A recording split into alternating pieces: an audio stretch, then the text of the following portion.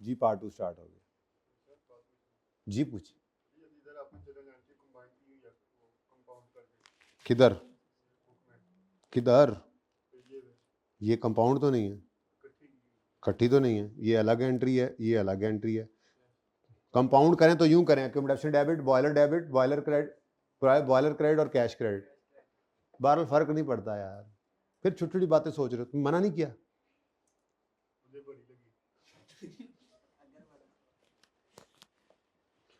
कोई बात नहीं, पूछ लिया करो, मैं तो मजाक करता हूँ तुम्हारे साथ, ठीक है ना। लेकिन मैंने तुम्हें दिलेर करना है, बस मेरे टारगेट है ईद के बाद तुम एक, नाम क्या तुम्हारा है, ईद के बाद एक डिफरेंट मोशन चाहिए हमें, ठीक है ना। हाँ, ये मेरा भी टारगेट है।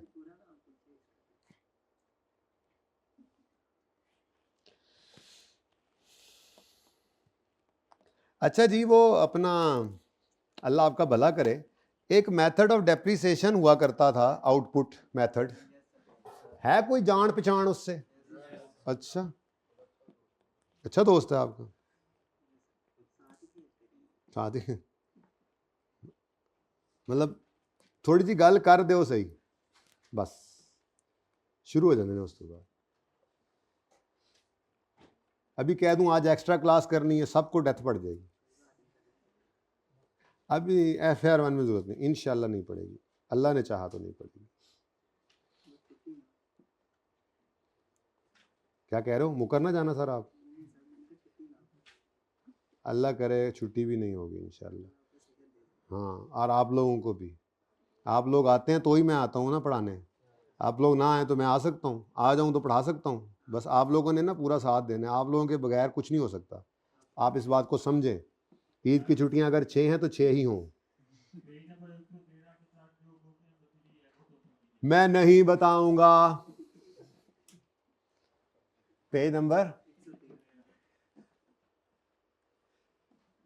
केड़ा सफ़ा आ गया यार, इतनी मुश्किल उत्थे पहुंचा सी, मैंने अभी ये सवाल दिया ही नहीं है आपको होमवर्क में। हाँ बोलो, कौन सा क्वेश्चन? हाँ, कॉस्ट ऑफ हायरिंग, किराए पे लेना, मेरे ख्याल में जवाब मिल गया आपको। आप जो चीज़ किराए पे लेते हैं वो आपका एसेट नहीं होता, वो जिसने किराए पे दिया उसका एसेट होता है, आप उसको रेंट एक्सपेंस उसका रिकॉर्ड करेंगे। सही है, हाँ, बड्डे हो जाओ। वैसे मैंने भी सवाल दिए थे लेकिन अच्छी बात है, देखा कितना इंपॉर्टेंट क्वेश्चन था, आप लोगों ने सफाई नहीं पढ़ा, पहला पढ़ लो पढ़ लो, वो आगे निकल गया है। माशाल्लाह भी कह दो, नजर ना ला देना मेरे बच्चे ने कहा। अच्छा जी, आउटपुट मेथड जो है ना जी, आउटपुट मेथड को एग्जाम्पल से करते हैं, क्या ख्याल है? एक एग्जाम्पल लिखते हैं और उसको बस सॉल्व कर लेते हैं।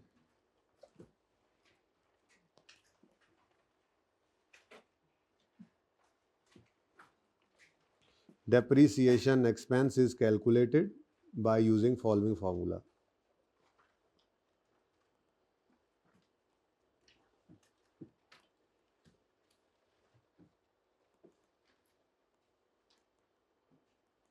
अच्छा बच्चों, ये सब हमने पढ़ लिया होगा। अच्छा जी, फॉर्मूला क्या है जी? फॉर्मूला आप लोगों को आता है, मतलब जिन्होंने इंट्रो में नहीं भी पढ़ा हुआ ना उनको भी आता है, मैं समझाता हूँ आपको आता है, बस आपको पता नहीं है कि आपको पता है। मैं सिर्फ आपको ये बता रहा हूँ कि आपको पता है। ये मिसाल के तौर पे हमने एक एसेट खरीदा, उसकी जो लाइफ है वो गिवन है। मिसाल के तौर पे हमने एक प्लांट खरीदा है, उस प्लांट से हमने स्पेशल किस्म की कारें बनानी है जिनकी टैंक जैसी शक्ल होगी। अब वो प्लांट जो है वो टोटल अपनी जिंदगी में 25 टैंक नुमा कारें बनाने की अहलियत रखता है। अब उसकी लाइफ कितनी हो गई? 25 कार्स, न साल न दिन बल्कि गाड़ियां। अच्छा, यही आर्स भी हो सकते थे लेकिन मैं यूनिट से समझा रहा हूँ, ठीक है, बात फिर एक ही है। अगर यही लाइफ आर्स में दे दे, यही लाइफ गाड़ी है तो माइल्स में दे दे, तो ये सारे के सारे इसी आउटपुट मेथड की ही डिफरेंट नेम्स हैं। बता देता हूँ,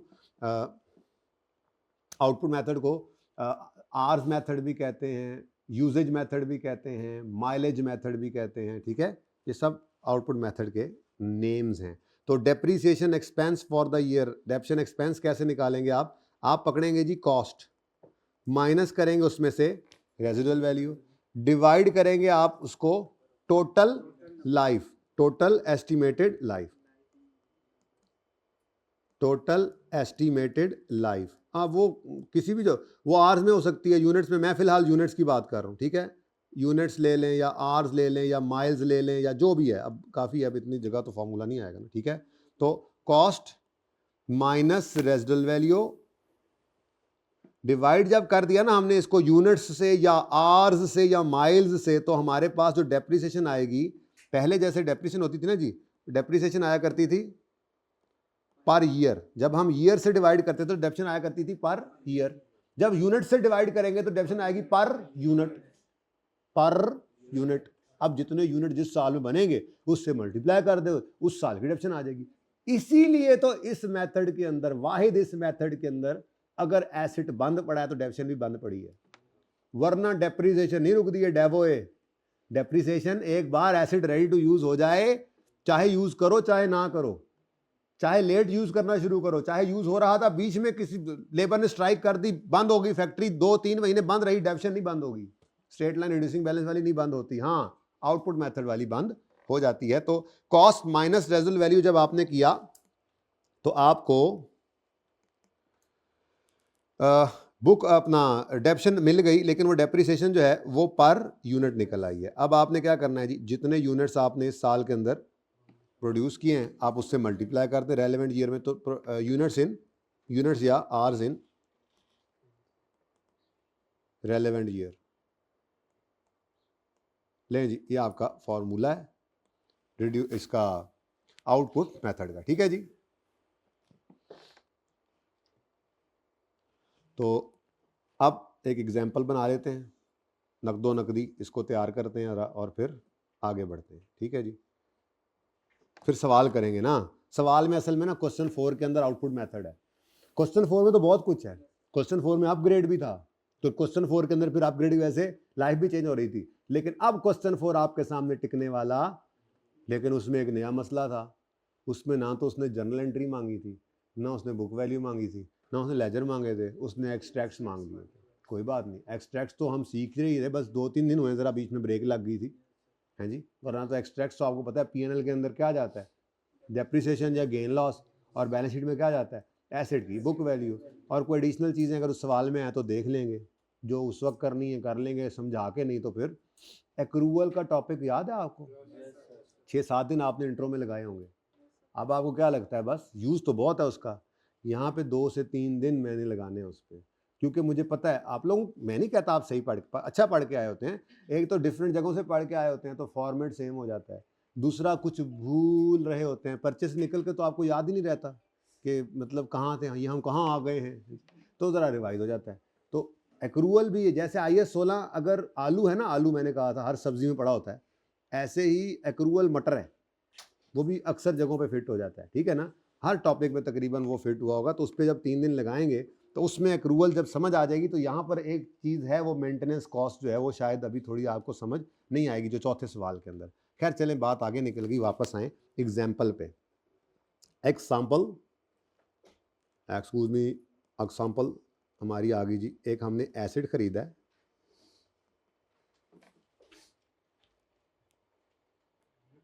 है, एक मिनट, स्ट्रेट लाइन और रिड्यूसिंग बैलेंस मेथड में हम एसेट को अगर पूरा साल इस्तेमाल नहीं करते थे तो पूरा साल डेप्रिशिएट नहीं करते थे ना, डिवाइड बाय 10 किया लेट से, तो आ गई लाइफ के साथ डिवाइड करने के बाद डेप्रिसिएशन आ गई पर ईयर। तो अगर पूरा साल इस्तेमाल नहीं किया, लेट से हमारे पास एसेट आया था 1 अप्रैल को, तो हम कहते थे 9/12 कर दो। यहाँ पे भी ऐसे ही करेंगे ना, यहाँ पे ऐसे कर रहे हो, नहीं, एसेट चाहे 1 जुलाई को भी आया है, भाई हमें क्या 6 महीने 9 महीने 8 महीने 10 महीने से, हमारा तो मकसद ही क्या है, यूनिट्स। तो इस मेथड में फ्रैक्शन नहीं लगता, कभी भी नहीं लगेगा, ये 9/12 6/12 सम ऑफ ईयर डिजिट में भी नहीं लगता, देखूंगा जब करवाना हुआ तो, ठीक है। स्ट्रेट लाइन और रिड्यूसिंग बैलेंस में फ्रैक्शन लगता है डेट के हिसाब से, पूरा साल एसेट इस्तेमाल नहीं हुआ तो आपने फ्रैक्शन लगाना है, पर आउटपुट मेथड के अंदर साल का चक्कर ही कोई नहीं है। चक्कर ही क्या है, यूनिट्स कितने बने हैं उस साल में, आउटपुट मेथड है ना, ठीक है। तो ये तो आपने लिख लिया होगा मुझे लगता है, बड़े तेज़ हैं आप लोग ना फ़ौरन ही लिख लेते हैं ऐसी बातें। तो आपने यहाँ पे स्टार लगा के लिख लिया होगा मुझे पता है, या यहाँ स्टार लगा लिया होगा या इधर इधर फॉर्मूला के साथ स्टार लगा लें यहाँ पे, और स्टार लगा के आपने लिख लिया कि इस मेथड में हम फ्रैक्शन नहीं अप्लाई करते। ओके,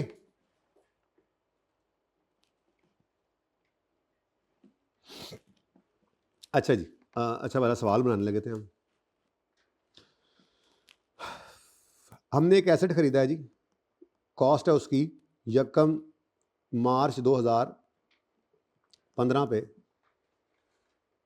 अच्छा, यकम जनवरी हो चाहे यकम मार्च हो, या पहले मैं यकम जनवरी लिखता हूँ, ठीक है ना, फिर इसको बदल दूंगा और मैं कहूँगा देखो सवाल में तो कोई चेंज नहीं आया। समझो गेम कैसे करनी है मैंने। अच्छा, कॉस्ट 500 रुपये, ज़रा छोटा डेटा रखते हैं ना, ज़रा सवाल जल्दी हो जाएगा। कॉस्ट 500 रुपये और डेट ऑफ परचेज आ गई बीच में, अलग लिखते हैं बल्कि date of purchase. Date of purchase है जनाब इसकी यकम जनवरी 15, ठीक है, और इसकी एस्टिमेटेड जो लाइफ है वो यूनिट्स में गिवन है 50 यूनिट्स। मैंने 50 यूनिट्स ही कहे थे ना, जो ज़बानी बोली थी, हैं 50 कारें, 25 कही थी, चलो माफ़ कर दो मुझे, ठीक है, अब 50 हो गया। अच्छा, अब 50 यूनिट्स बनाने की इसकी टोटल कैपेसिटी है, तो इसकी लाइफ जो है वो हमें यूनिट्स में गिवन है, ठीक हो गया। अच्छा, उसके बाद रेजिडुअल वैल्यू भी इसके अंदर ले लो। रेजिडुअल वैल्यू ये 25 ले लो, चलो। ईयर वाइज प्रोडक्शन,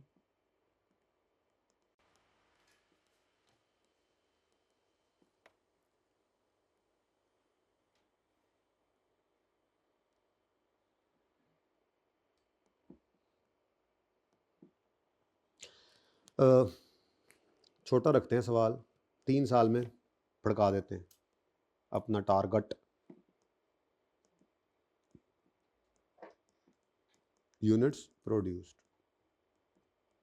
अच्छा जी, अब 2015 में हमने ये पौधा खरीदा है, प्लांट पौधे को ही कहते हैं ना, नहीं, प्लांट पौधे को ही कहते हैं। तो ये जो पौधा हमने खरीदा है, पहले साल इसने कितने यूनिट्स बनाए? 12। दूसरे साल इसने 2016 में इसने बनाए 28, और ईयर 2017 में कितने रह गए?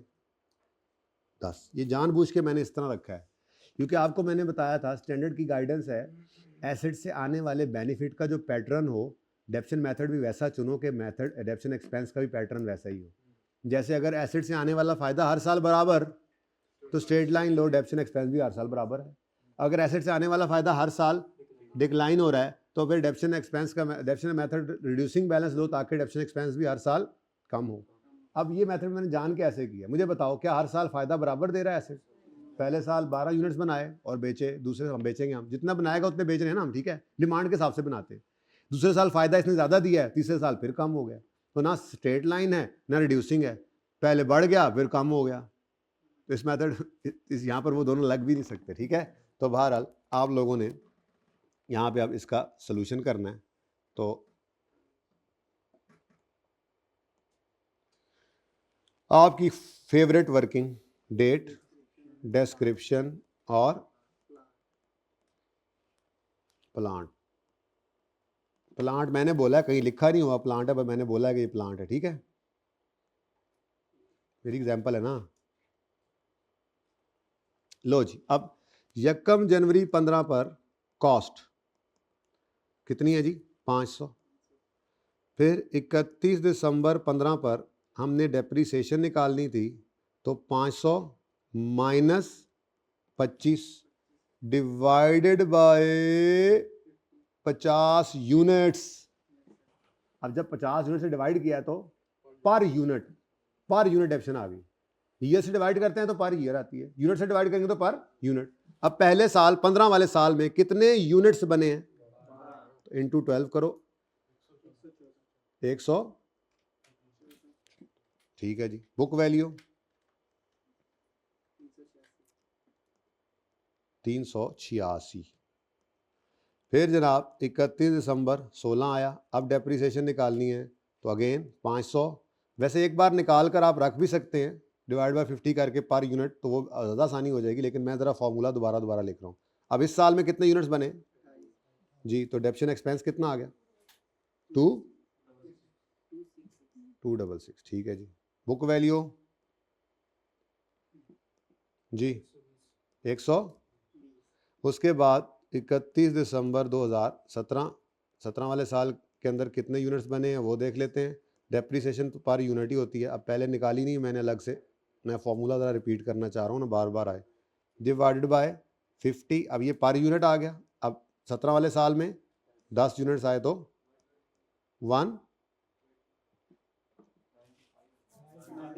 120 हो नहीं ना सकता था मेरे चांद, 25 रुपये माइनस कर रहे हैं डेप्रिशिएबल अमाउंट में से, बुक वैल्यू ने एंड पे बचना था ना। ज़्यादा जज्बाती हो गए आप, मेरी तरह नहीं हो टार्जन, इतने ना बनो। 25 ये बुक वैल्यू आ गई, ठीक है जी।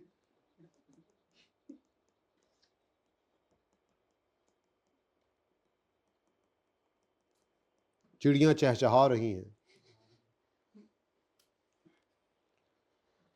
सूरज उग रहा है, और डेप्रिसिएशन मेथड हमने ये पढ़ा है आउटपुट, ठीक है जी। अच्छा, अब काश कि मेरे पास वो दोनों सवाल होते जो याद है हमने स्ट्रेट लाइन और रिड्यूसिंग बैलेंस को 27वां या 28वां सवाल था कॉन्सेप्ट बिल्डिंग क्वेश्चन में आमने सामने किए थे, याद है ना? उसमें मैंने आपको ऐसे करके निशान लगा के कहा था कि देखो जी ये है सिर्फ डेप्शन मेथड। हमने तो तीनों मेथड्स के अंदर फॉर्मेट सेम रखा है, असल में ये हमारी वर्किंग का फॉर्मेट है, एसिड की बुक वैल्यू की वर्किंग हम बनाते हैं इसमें बस। डेप्शन मेथड तो ये पढ़ा है, स्ट्रेट लाइन था तो कॉस्ट डिवाइडेड बाय लाइफ हो गया था, और हर साल कॉस्ट डिवाइडेड बाय लाइफ ही हो रहा था, ठीक है। फ्रैक्शन लगता था अगर सारा साल पहला साल इस्तेमाल नहीं होता था। तो रिड्यूसिंग बैलेंस आया था तो बुक वैल्यू पर रेट लगने लग गया था, ठीक है। पहले साल तो कॉस्ट ही थी, अगले साल में बुक वैल्यू, और आज यूनिट से डिवाइड कर रहे हैं और जो साल के टोटल यूनिट से, और पर यूनिट निकाल के तो जितने यूनिट्स बन रहे हैं उससे मल्टीप्लाई कर रहे हैं, तो डेप्शन मेथड तो ये पड़ा। अच्छा, मैंने स्ट्रेट लाइन का आप लोगों को जो रेट निकालने का तरीका सिखाया था वो इंट्रो वाला नहीं था, याद है ना? मैंने कहा था सादे वाला रखो, ताकि एक अलग से हम रखें, रिड्यूसिंग बैलेंस को जरा अलग करके रखा हो। रिड्यूसिंग बैलेंस में रेट निकालते हैं 1 - n थ्रू S/C, और रेट लगता है पहले साल कॉस्ट पे और कमिंग ईयर्स में बुक वैल्यू पे, और रेजिडुअल वैल्यू को क्या करते हैं? इग्नोर। सिर्फ रिड्यूसिंग बैलेंस में इग्नोर करेंगे, बाकी ना स्ट्रेट लाइन में करेंगे, ना आउटपुट मेथड में करेंगे, ना सम ऑफ ईयर में, बाकी सब में कॉस्ट माइनस रेजिडुअल वैल्यू करना लाजमी है, ठीक है। अच्छा, एक छोटी सी बात और यहीं पे कर दूं कि अगर यहां पर 1 जनवरी की बजाय 1 मार्च लिखा हो तो इस तरह से तो लिखना अच्छा नहीं। अब तो इधर देखो क्या चेंज आएगी सवाल में, चलो डेट में बदल देता हूं, बाकी तो कोई चेंज नहीं। और अगर यहीं पे रिड्यूसिंग बैलेंस या स्ट्रेट लाइन होता तो यहाँ पे 10/12 करना पड़ता दोनों में, ठीक है। चले लें जी, ये आपके तीनों मेथड्स हैं, ये जो दोनों मेथड्स हैं ना आपके स्ट्रेट लाइन और रिड्यूसिंग बैलेंस, इनकी एग्जांपल्स जो हैं वो माजरत के साथ वो हमने की थी पहले, इसी में यहाँ पे नहीं करवाई थी, बोर्ड पे की थी। चलें जी, अब पास पेपर 4 ओपन कर लें, मुझे लगता है अब उसके काबिल आप हो गए, और अब बड़े काबिल हो गए हैं, इसका मतलब ये भी है। नहीं, अल्लाह नहीं बनाया, ना होता तो कोई और होता। छोड़ो बस, काम करो।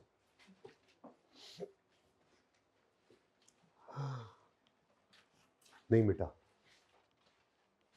ओके ओके ओके, सोके ओके सोके ओके, आ जाए जरा। ओ यार बड़ा दूर है यार, 250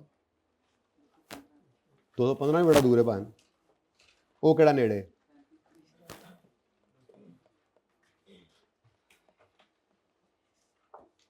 फिर तो सादकाबाद पहुंच गए तो फिर कराची भी पड़ ही जावांगे।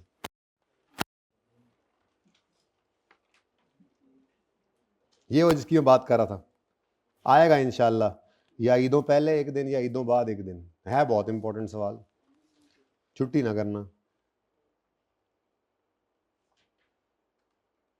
ये बीच में सारे सवाल ही रिवैल्यूएशन के हैं, लेकिन ना अब आपने काम करना है छोटू सा, मुझे पता है ये मैंने आपको नहीं करवाया, लेकिन भाई इंट्रो तो पढ़ के, कोई ऐसा बच्चा जो इंट्रो पढ़ के नहीं आया एग्जामिशन वाला, एग्जामिशन क्यों मिली?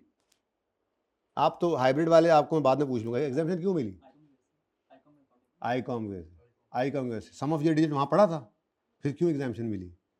तो आप लोगों को जब हम पढ़ाएंगे तो तब पढ़ लेना, ठीक है? बाकियों ने तो पढ़ा हुआ है ना, इसलिए ये सवाल होगा। ओ यार कोई नहीं है, यूज़ भी नहीं होता, बस लिख कर लेंगे, ऐसे कहीं यूज़ हो ही ना जाए। तो ये छोटू सा सवाल है, इसके अंदर तीनों मेथड्स लगाने हैं, और ये भी एक छोटू सा सवाल है, ये कर लेना, अभी के अभी कर लें ताकि अच्छा ज़रा।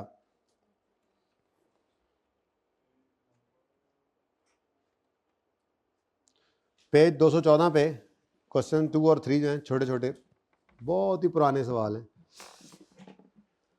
चलो डेफिनेशन की जब डिस्कशन करेंगे तो वहाँ पे भी एग्जांपल एक पड़ी हुई है, वो फिर वो उस वक्त दे दूंगा। डेफिनेशन की डिस्कशन है, थ्योरेटिकल डिस्कशन हमने करनी है। डेफिनेशन में बड़ी इंपॉर्टेंट कुछ बातें हैं जो अभी तक आपको पता ही नहीं है, पता है बस आपको पता नहीं है कि आपको पता है, तो मैं इंशाल्लाह आपको बता दूंगा, ठीक है? वहाँ से पढ़ेंगे जब, तो वहाँ पे फिर एग्जाम्पल्स भी हैं। समझ तो आ रही है ना? चलो जी, होमवर्क था, अब नहीं रहा, क्लास वर्क हो गया। ओके मैंने पहले ही लिख दिया इंशाल्लाह, ओके इंशाल्लाह। बहुत टाइम पड़ा है, लीगल तकरीबन आधा घंटा पड़ा, इलीगल हिसाब ही कोई नहीं।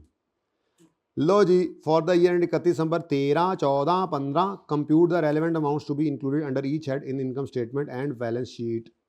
लो जी, मतलब एक्सट्रैक्ट्स बना दो। अब मज़े की बात बताऊं आपको, आज ही आपको मैं उस बुनियाद पे डाल दूंगा कि एक्सट्रैक्ट्स आपको सबसे आसान लगा करेंगे।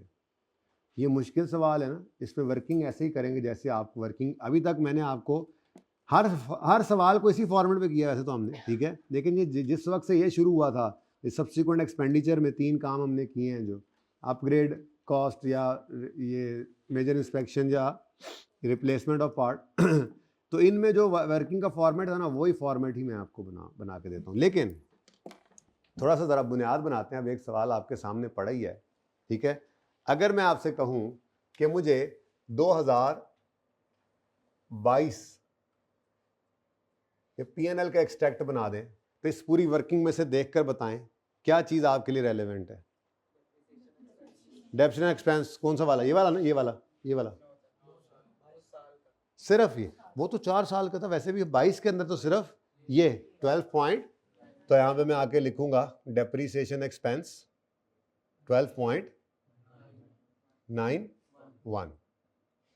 मैं अगर आपसे कहूं कि मुझे बैलेंस शीट के अंदर बताओ इस एसेट से रिलेटेड क्या चीज़ आनी है, तो आपने कहना है जी हाँ कॉस्ट, एसेट अकाउंट, ये एक्सट्रैक्ट्स बन रहे हैं, ठीक है? मैंने आगे एक्सट्रैक्ट्स लिखा नहीं है। खैर, नॉन करंट एसेट्स में की ना है पाइंदा बॉयलर की क्या आएगी? Book value. अब बुक वैल्यू कहाँ है बॉयलर की? 93.33 इज नॉट बुक वैल्यू। 31 दिसंबर, ये देखो ना, ये एज ऑन 31 दिसंबर 2022 होता है, ऐसा ही है। और ये फॉर द ईयर एंडेड 31 दिसंबर 2022। अब एज ऑन 31 दिसंबर 22 क्या बचा हुआ है? हाँ, तो ये तो उल्टा आसान हो जाता है काम। एक्सट्रैक्ट्स वाला काम तो बड़ा आसान है, वो आपसे नोट मांगेगा, मुश्किल लगेगा आपको। फिर इतना करेंगे हम, मुश्किल तो वो भी नहीं लगेगा इंशाल्लाह। लेकिन बहरहाल अगर एक्सट्रैक्ट्स मांगे ना, तो ये बहुत आसान काम है। आपने वो वर्किंग के ऊपर से जाकर जिस डेट की उसने बैलेंस शीट मांगी है, उस डेट का कुछ करने की जरूरत ही नहीं है, जो मर्जी कर लो। लेजर बना के भी इसी नतीजे में पहुंचना है आपने, अल्टीमेटली करके देख लेना। तो ये तो जिंदगी बड़ी आसान है। यानी अगर मैं ये वाली वर्किंग, ऐसी वर्किंग इस सवाल नंबर 4 की कर लूँ ना, एक्सट्रैक्ट्स तो कोई मसला ही नहीं है। सही है? अब 1 साल 2 साल के एक्सट्रैक्ट्स मांग सकता है, 2 साल की वर्किंग में 2 साल की डेप्रेशन निकल आएगी, 2 साल के एंड की बुक वैल्यू निकल आएगी। मतलब ये तो हलवा है, हलवा। ठीक है जी, मिटा दूं ये सवाल? चलो पहले सवाल पढ़ते हैं, तब तक इजाज भाई मिटा देंगे आके अगर हैं तो, नहीं तो आमिर भाई फिर आप इधर दे दें, अभी पायलट खुद ही आ जाए। ओहो, ये सवाल तो आपने कर ही लिया होगा। What conditions must be satisfied if an item has to be recorded as PPE? मिटा दें, आएंगे, ओके जी। ऑल्सो स्टेट व्हाट अमाउंट, पहले ये बताओ क्या कंडीशंस हैं जी? और हाँ, future economic benefits are probable, cost reliably measurable. अब ये आपने पता नहीं नंबर नहीं लिखे हुए, इसके अलग नंबर, इसके अलग नंबर थे, पता नहीं लिखे नहीं हुए। खैर चलें, आपने पर्चे के अंदर लिखना है इस तरह से कि an item to be recorded as PPE, an item shall be recorded as PPE if and only if it is, number one, it is probable that future economic benefits will flow to entity, and number two, cost can be measured reliably. वो मिनमान वो लिखने की जरूरत नहीं है, आपके अपने अल्फाज में आप लिखना है। ये 2 पॉइंट्स ना लिखे, एक जुमले के अंदर भी दोनों इकट्ठे लिख सकते हैं आप, लिखना चाहें तो। ओके जी जी, ये बता तो रहा हूँ, और क्या याद करना पड़ेगा, यही याद करना पड़ेगा जो कर रहे हैं। थ्योरी आपको अलग से कोई याद नहीं करनी, जो करनी की करवाता जाऊंगा साथ साथ। जो आपको याद हो गया है वही याद करना था, ठीक है ना, यही थ्योरी आती है। अब ये भी नहीं आती बल्कि अब तो, ठीक है।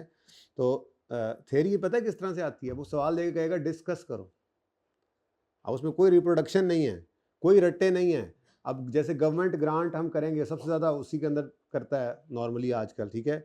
या जैसे ही IAS 16 के अंदर वो एडजस्टमेंट दे देगा, जैसे अकमल ब्रदर वाला सवाल, उसके एडजस्टमेंट याद आ रही है आपको कि हमने एक्सचेंज किया था एसेट, पुराने की फेयर वैल्यू भी थी, नए की भी थी, और डिस्पोजल कॉज, इस तरह की चीज़ें। अब वो कहेगा, ये सवाल देकर कहेगा डिस्कस करो अकाउंटिंग ट्रीटमेंट। अब आपने सीखी होती है जर्नल एंट्री, डिस्कस करते हुए आपको डेथ पड़ जाती है।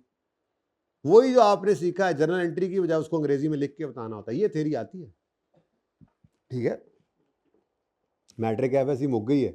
बहरहाल जो थोड़ी बहुत चाहिए होगी चीज़ रिप्रोडक्शन वाली, वो होती है इस तरह की लिमिटेशंस, रेशो एनालिसिस के, इस तरह की चीज़ें होती हैं। वो मैं फिर जैसे जैसे आता है वो मैं आपको साथ साथ बताता चलूँगा कि इसको याद कर लेना।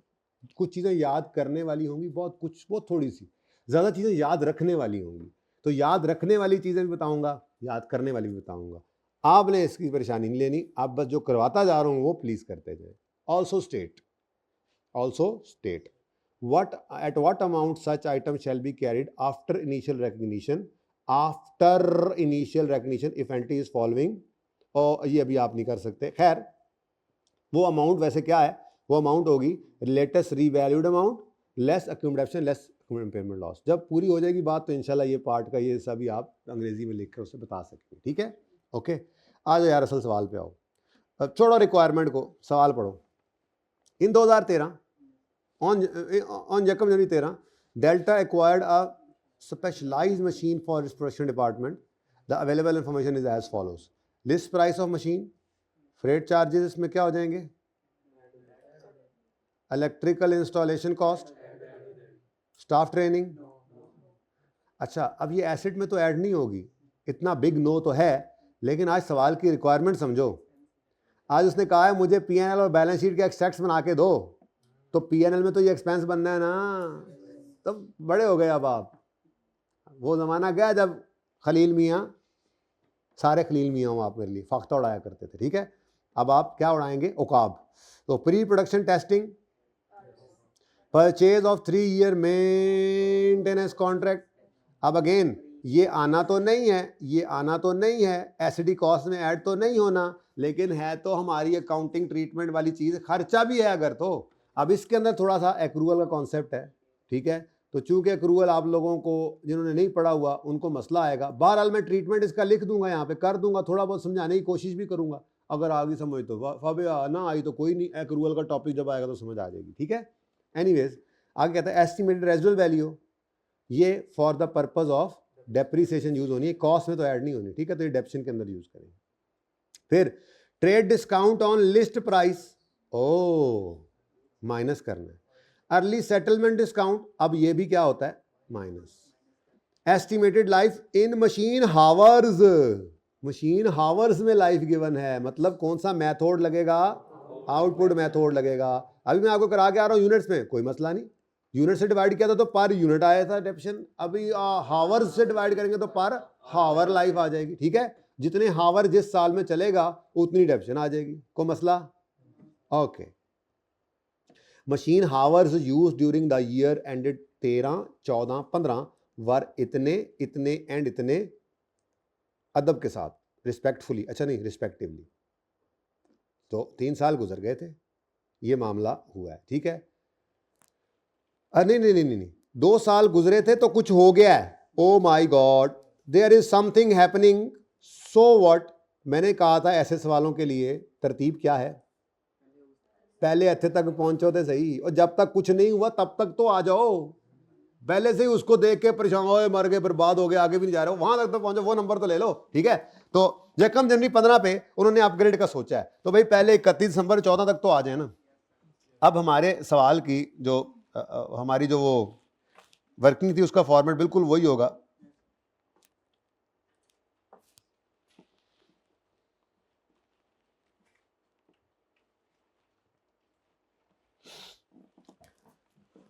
यहां पे करूं या ना करूं, वो बोर्ड पे चले जी। बिस्मिल्लाह। Past paper 4, past paper 4 page number 250। यार थोड़ा सा ही फर्क था यार, क्यों सताते हो मुझे, क्यों रिक्शा चलाते हो? जिसने उस्ताद को सताया उसने नहीं, अच्छा नहीं, डेट डेस क्रिप्टियन होता है शन, और स्पेशलाइज्ड मशीन है, मशीन लिख दो, पीपीई लिख दो, चलेगा। लो जी, अब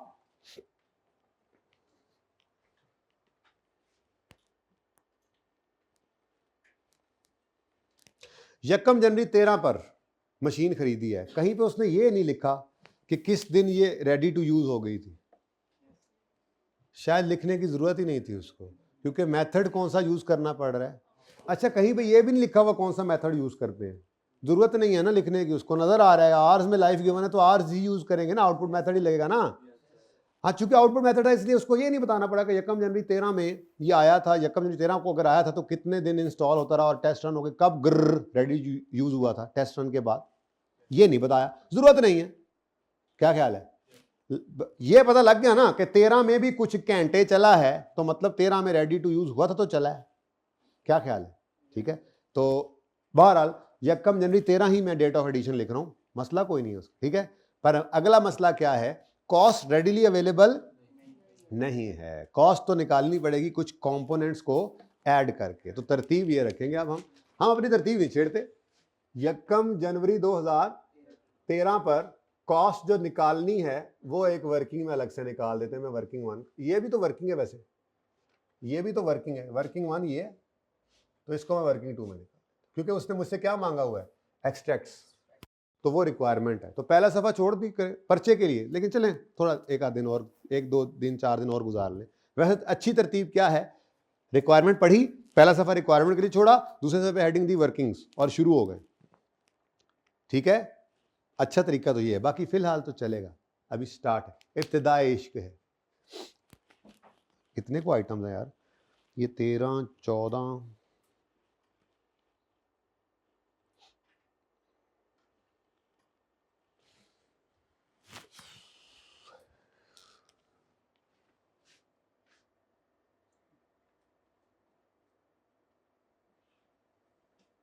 ऐसे तो नहीं पूरा आना, फिर इधर इसी को छोड़ देते हैं, इधर आ जाओ, फिर वर्किंग 2 यहाँ कर लेते हैं, वर्किंग नंबर, छोटी सी तो वर्किंग होनी है, वर्किंग 2 कॉस्ट ऑफ मखाइन निकाल लेते हैं यहाँ। लो जी, रुपीज इन 1000 कर लेना चाहिए मेरे ख्याल से सवाल, क्या ख्याल है, यहीं तो मारे जावांगे ऐसी, ठीक है। तो रुपीज इन 1000 ही करते हैं हम, अपनी रिक्वायरमेंट पे एक ही बार बस जाके रुपीज इन 1000 लिख लेंगे, बार बार कौन लिखे, ठीक है। अभी तो वर्किंग चल रही है, अब शुरू हो जाओ भाई, शुरू हो जाओ। 9200 -5% -3%, अलग अलग होने। देखो वैसे तो अजम्पशन ली जा सकती है, कोई बच्चा कह सकता है कि जी 9200 में से ही 8% माइनस कर दें, लेकिन असल मसला ये है ना, ट्रेड डिस्काउंट वो डिस्काउंट होता है जो जब दुकानदार के पास जाते हैं तो वो कहता है कि यार ये तुमने 5% माफ़ किया, बाकी तुमने देने हैं। और सेटलमेंट डिस्काउंट वो होता है कि कहता है अगर टाइम पे आ गए तो मज़ीद डिस्काउंट दूंगा। तो नॉर्मल अजम्पशन पर यही बनती है कि जो अमाउंट सेटल करनी थी उसी का ही परसेंटेज डिस्काउंट मिलेगा ना। तो बहरहाल अगर कोई बच्चा 8 का 8% 9200 पे ले लेता है, तो मुझे उससे कोई मसला है नहीं, ठीक है, छोटी मोटी चल जाती है, पर सही जो है वो मेरे हिसाब से यही बनता है। सबसे पहले तो लिस्ट प्राइस लिखो। लिस्ट प्राइस कितनी है? List price 9200। ये मैं रुपीज इन थाउजेंड्स कर रहा हूँ, चलो लिख देता हूँ, वैसे तो ये रिक्वायरमेंट में लिख लेते। इसमें से आपने क्या लेस करना है जी? ट्रेड डिस्काउंट है 5%, तो 9200 का 5% लो। अच्छा, अब ये जो 460 माइनस होगा तो नेट में जो अमाउंट बचेगी ये अब पेएबल है हमारी तरफ, जो सप्लायर को हमने अब पे करना होगा, ये बकाया ही होगा ना। कितना बनता है? 87। इसमें से अब आप लेस कर दें सेटलमेंट डिस्काउंट, ठीक है जी। अगर कोई 9200 पर ही लगा दे तो अच्छा, इतनी छोटी छोटी बातों से आप फेल कभी नहीं होंगे, ये याद रखना, ठीक है ना। लेकिन खुद समझे ना थोड़ी सी बात कि लिस्ट प्राइस पर ट्रेड डिस्काउंट मिलता है, अब बकाया ये हमने पे करना होता है। 8740 हमने पे करना था, तो उसने कहा होगा जल्दी आओगे तो और डिस्काउंट दूंगा, और हम जल्दी चले गए होंगे, हमें और डिस्काउंट मिला होगा, तो वो डिस्काउंट फिर किसका होना चाहिए? 8740 का, ठीक है ना। तो कितना बनता है? 262। तो अब बताओ बाकी क्या बचता है? आगे सीधा भी चल सकते हैं हम,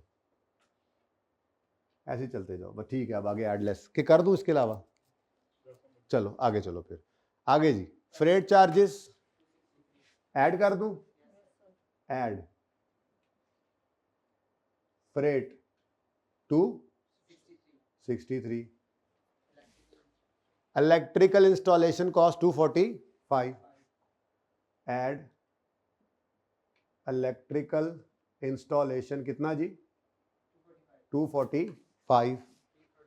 स्टाफ ट्रेनिंग इसको, लेकिन चूंकि सवाल ज़रा डिफरेंट है इसलिए अपने पास लिख के रख लो, जब एक्सट्रैक्ट्स पे जाएंगे ना उस वक्त फिर मैं अपना फिक्स्ड एसेट से रिलेटेड सारा कुछ कर लूँगा ना, फिर आपसे पूछूंगा हाँ भाई कुछ नमा है, तो वो नमा बाद में कर लेंगे, तो उसके नंबर भी थोड़े से होंगे, बाकी आप ज़्यादा काम कर चुके होंगे, ठीक है। नेक्स्ट क्या है जी? Pre production testing, test run cost. Pre production, production से पहले जो टेस्टिंग होती है, तो टेस्टिंग 1 2 3 1 2 3 आजमाइशी आवाज 193। नेक्स्ट तो कुछ भी नहीं ना, कुछ भी नहीं कैसे? मेंटेनेंस के ऊपर एक्सपेंस आता है, पीएनएल के अंदर एक्सपेंसेस नहीं जाएंगे, कुछ भी कैसे नहीं। और एस्टिमेट रेजर्व वैल्यू को हमने कहाँ यूज करना है? ये ना पीएनएल में जाती है ना बैलेंस शीट में जाती है, बल्कि ये कॉस्ट में से लेस करते हैं रेजिडुअल वैल्यू को, डेप्रिशिएबल अमाउंट निकालते हैं, डेप्रिसिएशन के अंदर डेप्रिसिएशन कैलकुलेशन में ये यूज होती है और कहीं नहीं जाती, ऐसे ही है ना। लो जी कॉस्ट तो निकल आई, बस अब यहां से ऐड करना 8740 plus minus plus plus plus plus जी 193 90 9171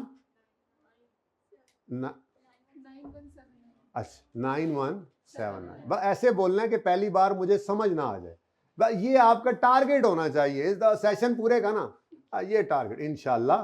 बेशरम आदमी, शर्म तुमको मगर नहीं आती। अब बुआ क्यों खुले ऐसी भाई? कौन आया कौन गया? कोई लेट तो नहीं आया इस क्लास?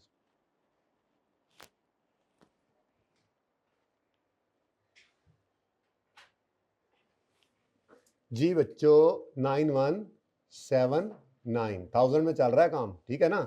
9179 रुपीज इन 1000 लिखी जा रहा हूं आपके लिए जगह जगह।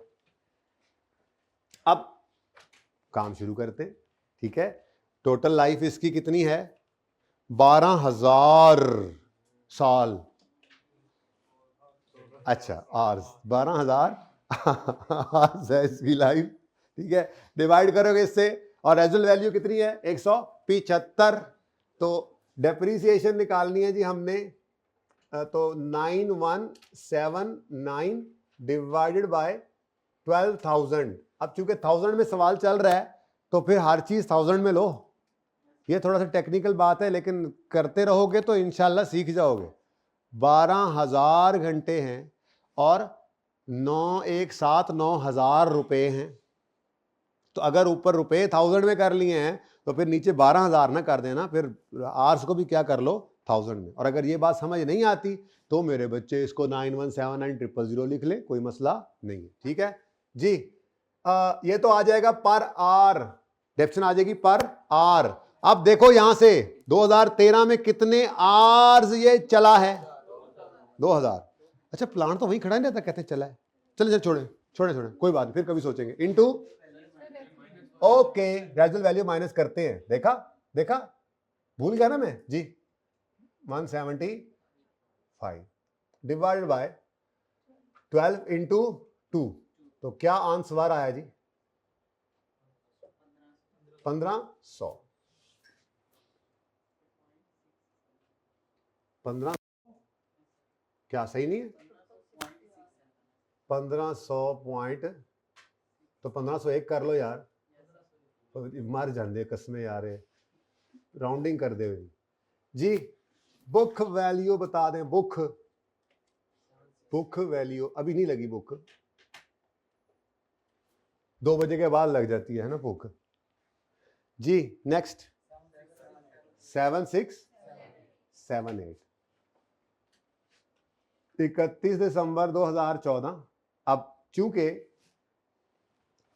टाइम ही निकल गया सारा, चलो 1 मिनट में अभी कर लेते हैं, ठीक है, जल्दी जल्दी कर लेते हैं, क्योंकि काम तो हुआ पड़ा है। क्योंकि ये कौन सा मेथड है, इसलिए फॉर्मूला तो cost minus residual value over useful life ही होगा, और वो लाइफ गिवन है इन आवर्स, ठीक है ना जी। तो डिवाइडेड बाय 12, ये तो सेम हो गया। अब देखना ये है कि 14 वाले साल में ये कितने आवर्स चला था, तो 14 वाले साल में 3200 घंटे चला था, तो इंटू 3 पॉइंट, ये 3200 3.2 मैंने लिखा है। किसी को समझ नहीं आ रहा पूछ लें, अभी भी टाइम है। लब गया बंदा जरा निकले ऐसे।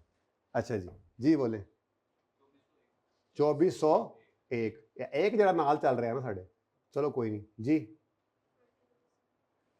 बता दो आज के दिन में please. 5277। Now this is the book value before upgrade, ठीक है। ये सबसे आसान होता है। अपग्रेड आपने देखा, अपग्रेड सबसे आसान निकला जब तीनों केसेस किए थे, लेकिन जब तीनों कर लिए तब तीनों ही आसान लग रहे हैं, पर तीनों में ये ज्यादा आसान है। जैसे आप सारे माशाल्लाह बहुत शरीफ हैं, लेकिन ये सबसे ज्यादा शरीफ आदमी है। शरीफ आदमी में भी शरीफ आदमी हो सकता है ज्यादा, है ना जी। तो ये 1400 तो 2015 के आर्स असल में है ना, वो तो बात की बात है, वो तो जब से निकाली तब यूज करना है। फिलहाल तो कहता है 1 जनवरी 15 पे Delta decided to upgrade the machine by adding a new component at a cost of 1753। क्या करें, ऐड कर दें। तो 1 जनवरी 2000, अब देखो ना स्पीडन लग गई है मुझे। Upgrade cost 1750। अब मैं तो कहता हूं ये वो है ना अपग्रेड है, तो अच्छा तो अपग्रेड है ना, अपग्रेड का जो है वो मसला कोई नहीं है। इस अपग्रेड ने तो साथ ही चलना है ना, तो मेरे ख्याल में बुक वैल्यू इकट्ठी कर लेते हैं, क्योंकि अगर आप इसको इकट्ठा ना भी करें, आप डेप्शन निकालने लगे तो आप 5277 को भी रिमेनिंग लाइफ पे डिवाइड करेंगे और आप इसको भी रिमेनिंग पे करेंगे, तो इकट्ठा ही कर देना। इनकी लाइफ अलग अलग होती नहीं है। तो टोटल बता दो जी। तो ये बुक वैल्यू आफ्टर अपग्रेड कितना जी 7030 आ गया जी 1 जनवरी 15 पे। और अब बारी आती है डेप्रीसिएशन की। अब देखो ना, सिखाता रहा लाइफ के साथ, आ गया आर्स, तो क्या करें, लाइन के बैगर्स हैं, तो सिखा दिया। अगर एक लाइफ के साथ सिखाया रिमेनिंग लाइफ निकाली, तो आर्स में भी रिमेनिंग लाइफ निकल सकती, क्या निकल सकती है। अब देखना यह है कि उसने लाइफ को चेंज किया है या कह रहा है उतनी है। पढ़ो आगे, कहता है by adding new component at a cost. This upgrade led to a reduction in production time per unit or goods being manufactured by the machine. Full stop से आगे ना भी जाओ ना, तो ये काफी है, ये काफी है। अपग्रेड ने क्या किया है भाई, बाद में हाथ लाना यार, ठीक है, सीधे हो जाओ।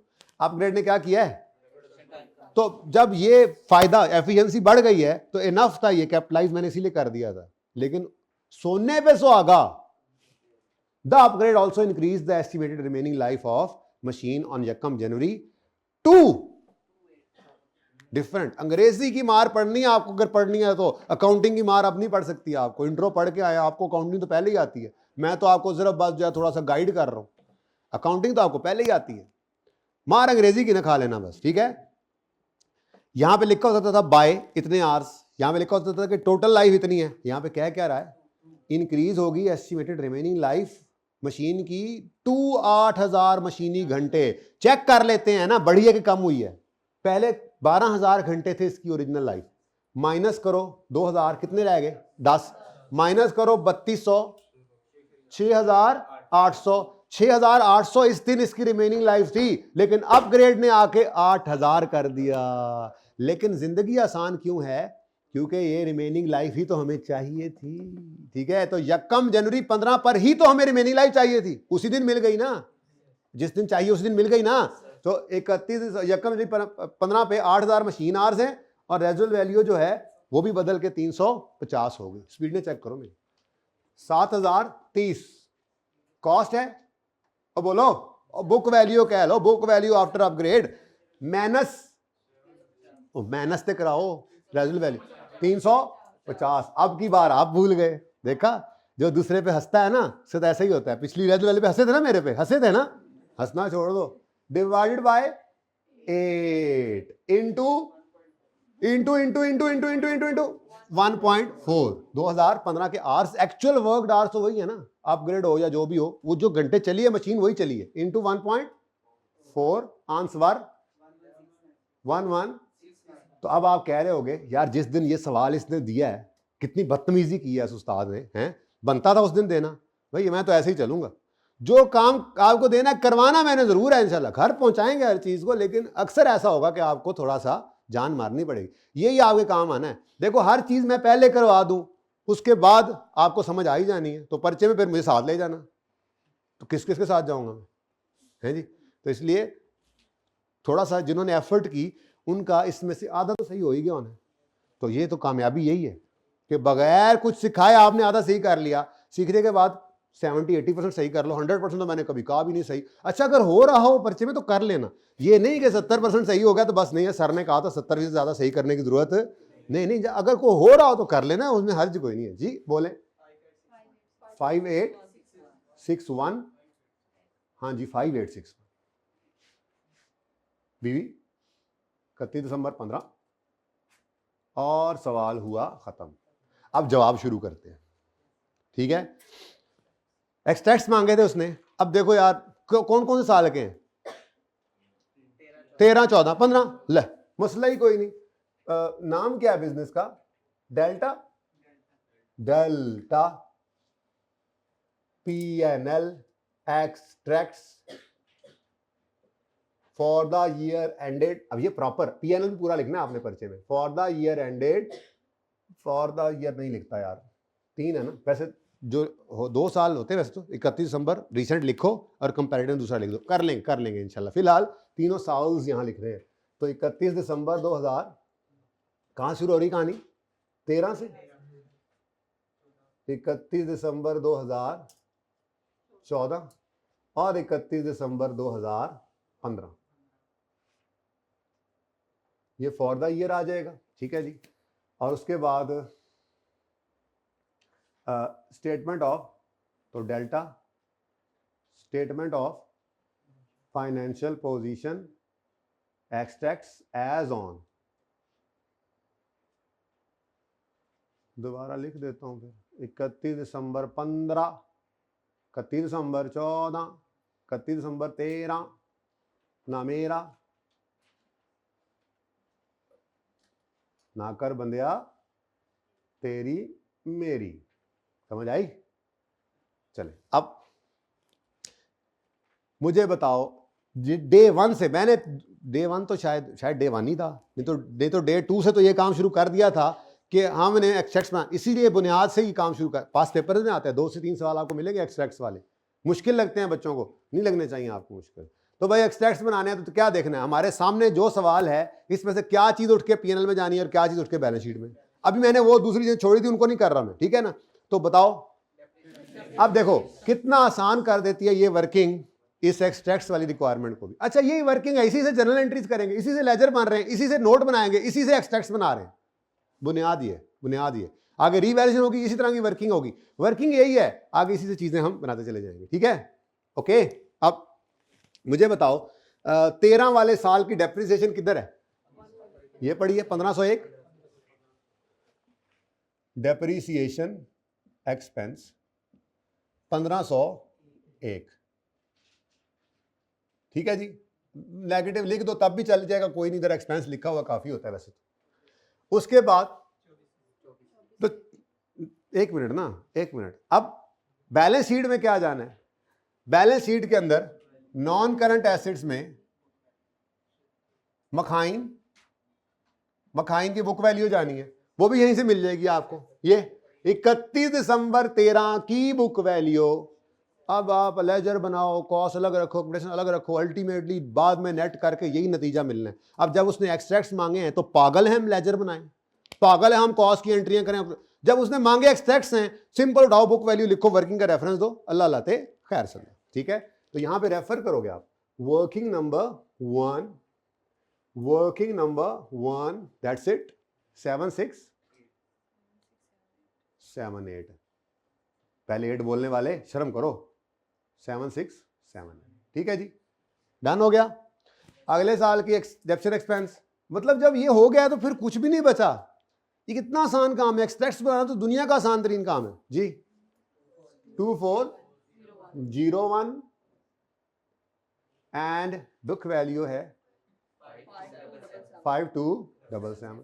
सुभान अल्लाह, 7678 था ना। अच्छा नेक्स्ट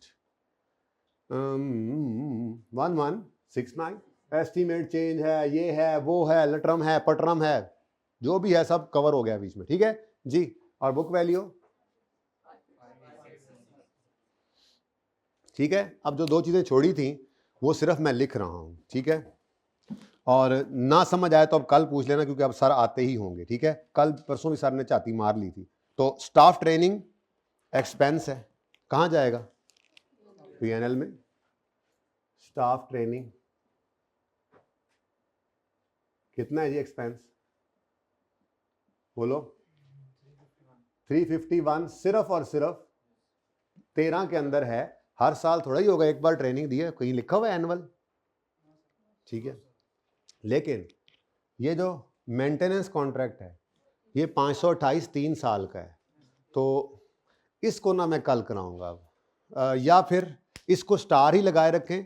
ठीक है, इसकी पिक्चर अहमद को बुलाएं जरा जल्दी से, मैं उसको बता दूं। इसकी पिक्चर मैं लेकर ऐसे ही रख लूंगा जैसे कल वाले सवाल की नहीं रखी थी, परसों वाले की साइड पे रख लूंगा। इसके साथ आप लिख लें। मेरा दिल कर रहा है, हालांकि आप खुद ट्राई करें, आप जिन्होंने एक्रूवल पढ़ा हुआ है। ठीक है, कोई मसला नहीं है। होना क्या है, 528 है 3 साल का, डिवाइड बाय 3 करो, हर साल में एक्सपेंस आ जाएगा। उसके बाद चूंकि पहले साल के एंड पे 1 साल एक्सपेंस बना है, 2 साल प्री पेड है, तो करंट एसेट्स के अंदर प्री पेमेंट आएगी। बल्कि कल कर दूंगा आते साथ, लेकिन अभी नहीं, अभी टाइम खत्म हो गया। ऐसी तेजी में करूंगा ना बच्चे परेशान हो गए। मैंने किताब बंद करने का नहीं बोला, आप ही किताब खुली रखें जी। अच्छा, बात मैं ये करने लगा था कि सिर्फ ये चीज एक रह गई, उसके अलावा सवाल मुकम्मल है। ठीक है, इसमें एक इंपैक्ट इनकम स्टेटमेंट में, दूसरा बैलेंस शीट में जाना है। ठीक है, मैं जो कहना चाह रहा हूं ना, आप वो नहीं सुन रहे। छोटे छोटे 2 सवाल तो आपने होमवर्क में ले लिए। पता नहीं क्यों मेरे दिल में आ रही है कि मिसाल के तौर पे आपको मैं चेंज इन एस्टीमेट होमवर्क में दे दूं तो आप कर लेंगे, हालांकि मैंने कराया नहीं। अब ये तो नहीं है कि आपको जिंदगी में दोबारा मैंने कभी करवाना नहीं है, बट मैं ये चाह रहा हूं कि जरा देखो तो सही, क्या आप लोग परफॉर्म करते हैं? परफॉर्म, मेरी बात सुने, एस्टीमेट चेंज जिस दिन होगा उस दिन बुक वैल्यू निकालनी है और उस दिन रिमेनिंग लाइफ निकालनी है, और ऑनवर्ड्स उस बुक वैल्यू को रिमेनिंग लाइफ पे डिवाइड करना है। अब सवालों के अंदर कभी ऐसा भी हो सकता है कि आपको रिड्यूसिंग बैलेंस मिल जाए, तो उसमें क्या होता है, लाइफ से रेट निकला होता है, लाइफ बदलेगी तो रेट बदलेगा। अब जो भी होगा आपके साथ अल्लाह मालिक है, अल्लाह के हवाले मेरे बच्चों। कल फिर जब मिलेंगे तो मैं आपको खुद वो सारे सवाल कराऊंगा, लेकिन मैं फिर भी ये देखूंगा कि जरा भला बच्चों ने किया क्या, पता तो लगे एस्टीमेट चेंज कितने में पाई।